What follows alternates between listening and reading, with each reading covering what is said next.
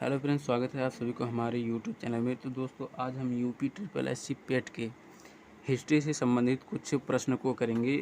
और जो हमारे सिलेबस के हिसाब से सिंधु घाटी सभ्यता हमारी हिस्ट्री का पहला चैप्टर है, तो इससे संबंधित हम कुछ इम्पोर्टेंट क्वेश्चन को देख लेते हैं। तो हमारा पहला क्वेश्चन है कि सिंधु सभ्यता किस नदी के तट पर मिली थी। तो सिंधु सभ्यता अत्यधिक ही हमें घग्गर नदी और सिंधु नदी के तट के किनारे ही मिली है। तो हमारा ऑप्शन नंबर बी सही होगा। और हमारा दूसरा क्वेश्चन है कि सिंधु सभ्यता का विकास कब से कब तक माना जाता है। तो सिंधु सभ्यता का जो विकास बहुत सारे इतिहासकार बहुत से मत दिए, लेकिन जो कार्बन डेटिंग है तो उसके हिसाब से 2500 ईसा पूर्व से 1750 ईसा पूर्व तक इसको सही माना गया है। ये कार्बन डेटिंग है। कार्बन डेटिंग हमारा सही होता है। तो हमारा तीसरा ऑप्शन है कि सिंधु सभ्यता की जानकारी सर्वप्रथम किसने दी थी। तो सिंधु सभ्यता की जानकारी सबसे पहले हमें चार्ल्स मैसन ने दी थी, वो 1826 ईस्वी में। इन्होंने केवल जानकारी दिया था, खोज कोई नहीं किया था।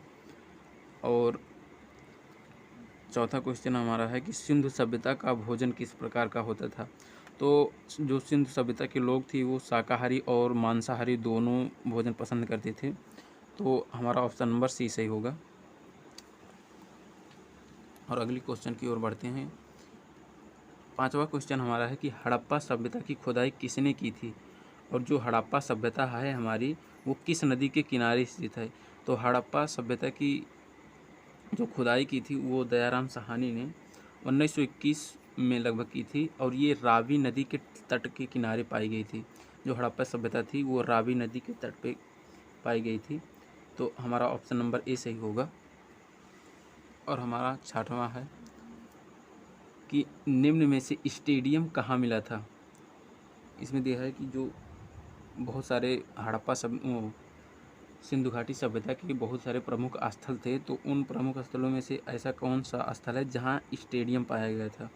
तो हमारा स्टेडियम धौलावीरा में पाया गया था। तो ये हमारा ऑप्शन नंबर सी सही जाएगा। इसमें दिया है कि मोहनजोदड़ो का अर्थ क्या है। तो मोहनजोदड़ो का अर्थ मृतकों की टीले से होता है। तो हमारा ऑप्शन नंबर सी सही होगा।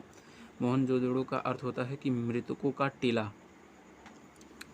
और आठवां है हमारा, किस जानवर का चित्र हड़प्पा सभ्यता में नहीं मिला है। तो हमारा जो ये है शेर का चित्र, जो शेर का चित्र है ये हड़प्पा सभ्यता में नहीं पाया गया है। और हमारा दूसरा और अगला सवाल है, क्वेश्चन है कि निम्न में से किस स्थल में मानव के साथ कुत्तों को दफनाए जाने का प्रमाण मिला है। तो ऐसा कौन सा स्थल है जहाँ जो प्रमुख स्थल जो सिंधु घाटी सभ्यता में थे, वो कौन सा स्थल है जहाँ मानव के साथ कुत्तों को भी दफनाए जाने का प्रमाण मिला था। तो हमारा रोपड़ है कि जहाँ पे हम मानव के साथ कुत्ते को भी दफनाए जाने का प्रमाण मिला है। तो हमारा 10वां क्वेश्चन है कि सिंधु सभ्यता के लोग का मुख्य व्यवसाय क्या था। तो अक्सर सिंधु सभ्यता के लोग पशुपालन भी करते थे और खेती भी करते थे, लेकिन उनका मुख्य व्यवसाय व्यापार करना था। तो हमारा ऑप्शन नंबर बी सही है। और अगला है हमारा कि सिंधु सभ्यता का बंदरगाह कहाँ मिला था। तो सिंधु सभ्यता का बंदरगाह हमें लोथल में मिला था। तो हमारा ऑप्शन नंबर डी सही जाएगा। और अगला क्वेश्चन है हमारा कि श्रमिक आवास का अस्तित्व प्रकाश में आया था, यानी कि श्रमिक आवास जो था वो कहाँ पे मिला था हमें। तो जो हमारा श्रमिक आवास है वो हड़प्पा काल में मिला था। श्रमिक आवास मिला था, अन्नागार मिला था और बहुत सारी चीज़ें मिली थी। और हमारा 13 नंबर सवाल है कि विशाल स्नानागार कहाँ मिला था। तो विशाल स्नानागार हमें मोहनजोदड़ो में देखने को मिला था। जब इसकी खुदाई हुई थी तो यहाँ विशाल स्नानागार मिला था। और 14 नंबर क्वेश्चन हमारा है कि हड़प्पा काल की लिपि क्या थी। तो हड़प्पा काल की लिपि भाव चित्रात्मक थी। तो हमारा ऑप्शन नंबर सी सही जाएगा। और 15 नंबर है हमारा कि हवन कुंड का साक्ष्य कहाँ मिलता है। तो जो हमारा हवन कुंड का साक्ष्य है ये हमें कालीबंगा में देखने को मिलता है। तो हवन कुंड का साक्ष्य कालीबंगा में मिला है।